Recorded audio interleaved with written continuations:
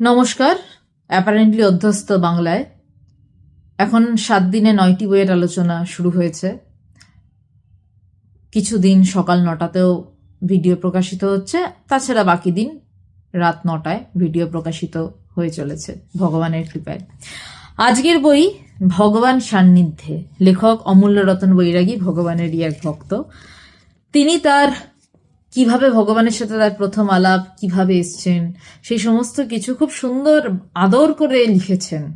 লেখনীর মধ্যে একটা আদর খুঁজে পাই আমি, নিবিড় আদর, নিবিড় প্রেম। প্রথম দিন ভগবান এবং তার ভক্তের সাক্ষাৎ হচ্ছে। দুজনই দুজনকে চেনেন না, দুজনই দুজনের সম্পর্কে শুনেছেন সামান্যতম। ভগবান হয়তো কম শুনেছেন, উনি অনেক বেশি শুনেছেন ভগবানের সম্পর্কে, কিন্তু দুজন দুজনকে চোখে দেখছেন প্রথম।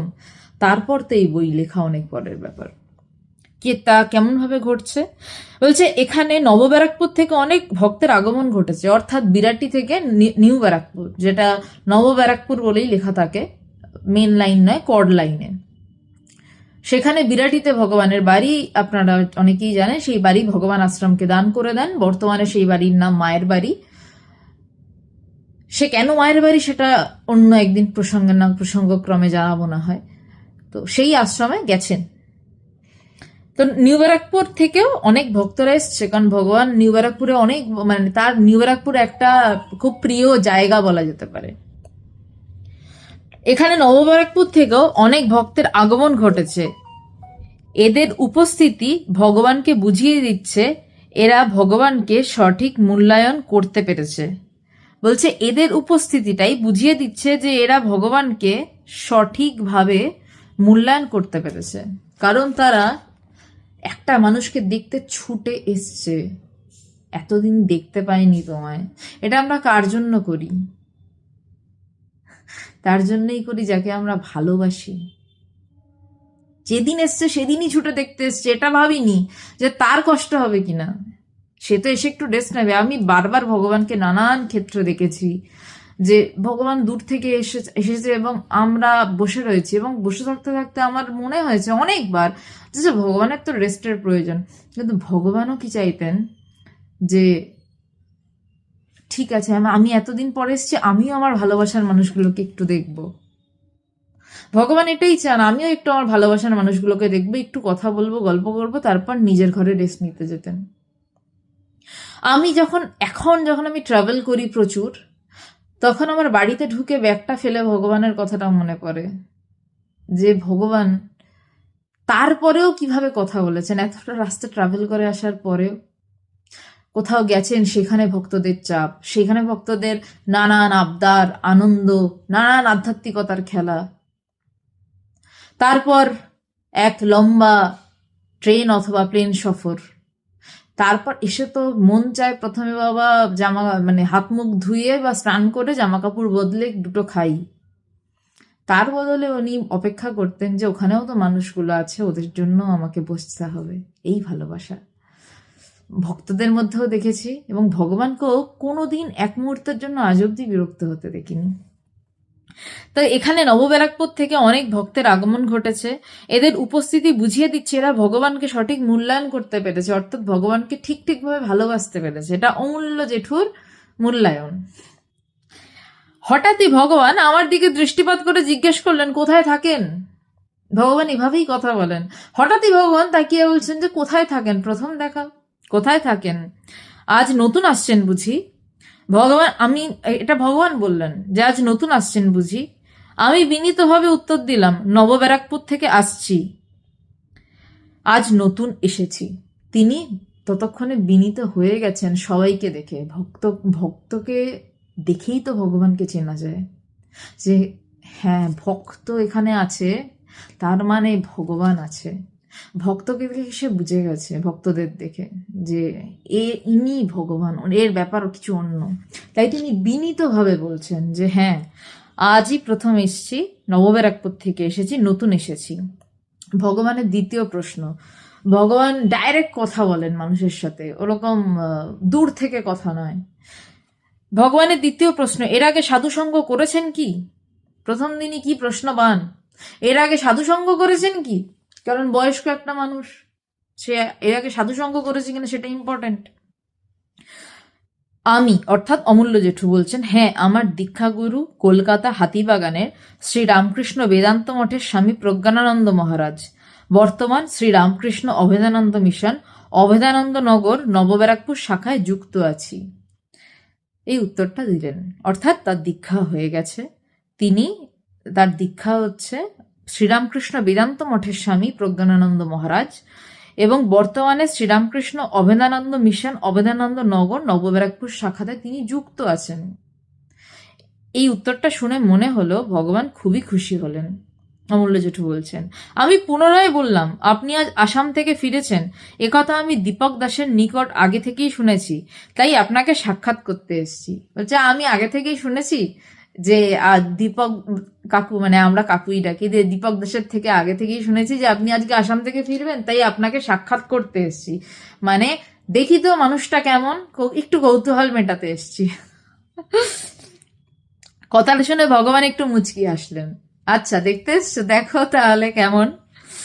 আমি ভগবানের চরণ যুগলে মাথা ঠেকিয়ে পরম তৃপ্তি অনুভব করলাম। ভগবানের কাছে আমাকে একজন একটা কথা বলছিলেন যে ভগবানের কাছে গেছেন, এর কি এই অনুভব হয়েছে, ওর এই অনুভব হয়েছে। আমি শুধু হেসে তাকে বলেছিলাম যে ভগবানের কাছে এসে টানা 1 মাস এসছে, রোজ না হলেও মানে টানা 1 মাস মানে কন্টিনিউ করেছে, তার কোনো একটু আদ্র আধ্যাত্মিক অনুভূতি হয়নি, এমন কোনো মানুষের নাম বাবু আমি তোমায় বলতে পারবো না। ভগবানের কাছে যেই এসছে তার কিছু না কিছু হয়েছে, কিছু না কিছু আধ্যাত্মিক অনুভব হয়েছে। তো তিনি প্রথম দিনই বলছেন, মাথা ঠেকিয়ে পরম তৃপ্তি অনুভব করলাম। তৃপ্তি পাওয়া এতই সহজ? তাহলে বিয়ে করে মানুষ তৃপ্ত হয়ে যেত, মানুষ চাকরি করে মাইনেটা পেয়ে ভীষণ পরম তৃপ্ত হয়ে যেত। কিন্তু এই পরম তৃপ্তি পাওয়ার জন্যই আমরা সবাই ছুটে বেড়াচ্ছি। তিনি প্রথম দিনই ভগবানের পায়ে মাথা ঠেকিয়ে বলছেন, একটা বয়স্ক মানুষ যিনি কিনা অলরেডি দীক্ষিত অন্য জায়গা থেকে, অন্য জায়গা বলে কিছুই নেই, সবই নিজেদেরই জায়গা, আমাদের অভেদানন্দ মিশন থেকে দীক্ষিত, তিনি বলছেন পরম তৃপ্তি অনুভব করলাম। লক্ষ্য করছি ভগবানের স্নেহোচ্ছায় যারাই এসেছেন তাদেরই বেশ আধ্যাত্মিক উন্নতি হয়েছে। এটা আমি একা দেখিনি, উনিও লক্ষ্য করছেন প্রথম দিন গিয়ে। কথাবার্তা চালচলনে প্রত্যেকেই ভগবানের প্রতি অতীব শ্রদ্ধাশীল। সবাই ভগবানকে ভালোবাসছে, শুধু কথায় বার্তায় নয়, চাল চলনেও, সমস্ত কিছুতে অতীব শ্রদ্ধাশীল। অনেকের কাছে শুনেছি এখানে এসে তাদের মন শান্ত হয়েছে। ভগবানের প্রতি ভক্তি বিশ্বাস এদের জীবনে এনেছে অনাবিল আনন্দ। তিনি বলছেন যে আমি অনেকের কাছে শুনেছি যে ভগবানের কাছে এসে তাদের মন শান্ত হয়েছে। তিনি শুনেছেন, এখনো তার মন শান্ত হননি, তিনি একটা তৃপ্তির অনুভব লাভ করেছেন প্রথম দিনই এসে। কিন্তু অনেকের কাছ থেকে শুনছেন যে এখানে এলে মন শান্ত হয়েছে তাদের, এবং তাদের জীবনে একটা অনাবিল আনন্দ এসছে, যেই আনন্দের কোনো হেতু নেই, যে আনন্দের কারণ নেই, সেই আনন্দ তো অসাধারণ হবেই। তৈত্তরীয় উপনিষদের কথা মনে পড়ল। পড়াশোনা করা মানুষ শাস্ত্রের সাথে তো মেলাবেনি, মেলাচ্ছেন।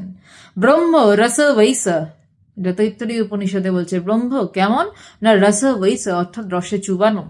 ব্রহ্মরস তথা আনন্দ স্বরূপ, তিনি সকল আনন্দের উৎস। যে তিনি আনন্দের উৎস, তার কাছে গেলেই আনন্দ, ভগবানের কাছে বসে থাকলেই আনন্দ। কিছু লাগতো না, কিছু লাগে না আজও, ব্যাস বসে থাকি আনন্দ। এ জগৎ শুধুই দুঃখময়, উপনিষদ একথা বলেন না। একজন ব্যক্তি কখনো আনন্দ পান নিয়ে হতে পারে না। বলছে এ জগৎ শুধুই দুঃখময়, উপনিষদ এটা কোনোদিনও বলেনি। একজন ব্যক্তি কখনো আনন্দ পাননি জন্মের পর থেকে, এটা হতে পারে না। আবার কেউ ভালো খাবার খেয়ে ভালো জামা কাপড় পরে আনন্দ পান, কিন্তু আনন্দের প্রকৃতি যেমনই হোক না কেন, সব সেই এক ব্রহ্ম থেকেই আসে।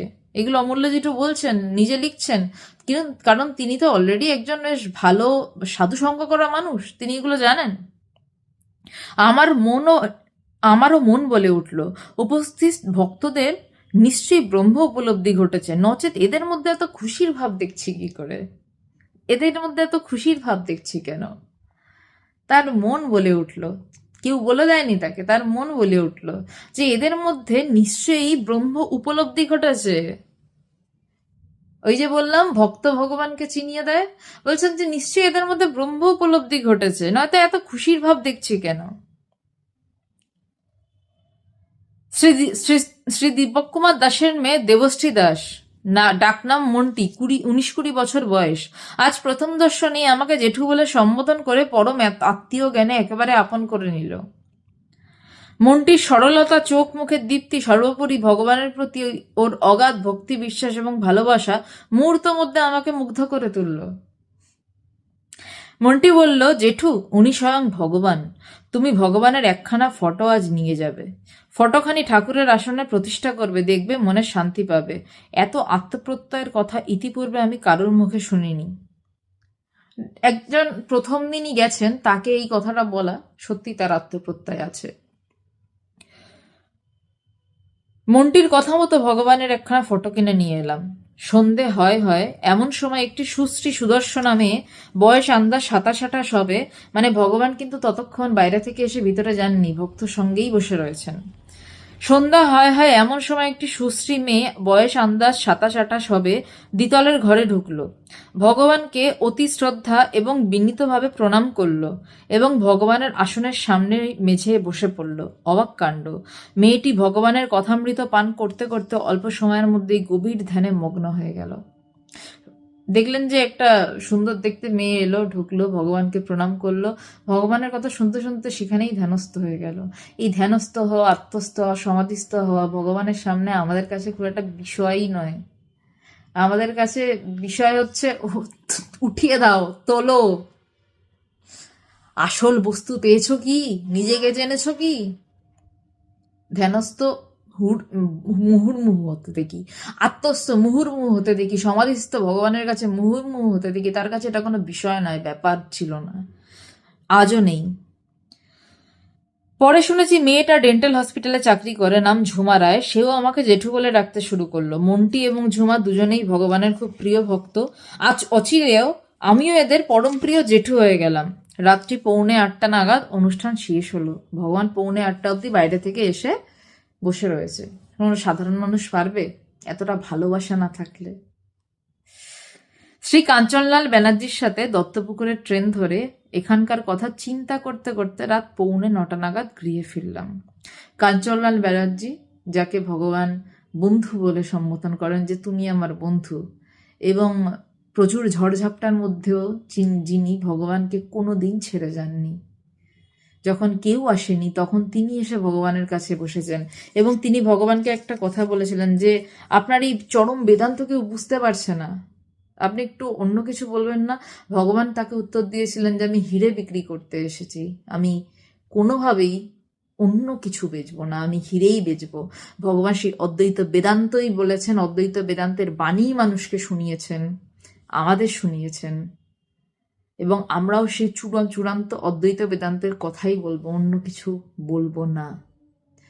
এটাই আমাদের গুরু পরম্পরা। আজকেও অমূল্য জেঠুর ভগবান সান্নিধ্যে আসার, ভগবানের সাথে প্রথম দর্শনের দিন সমাপ্তি হলো।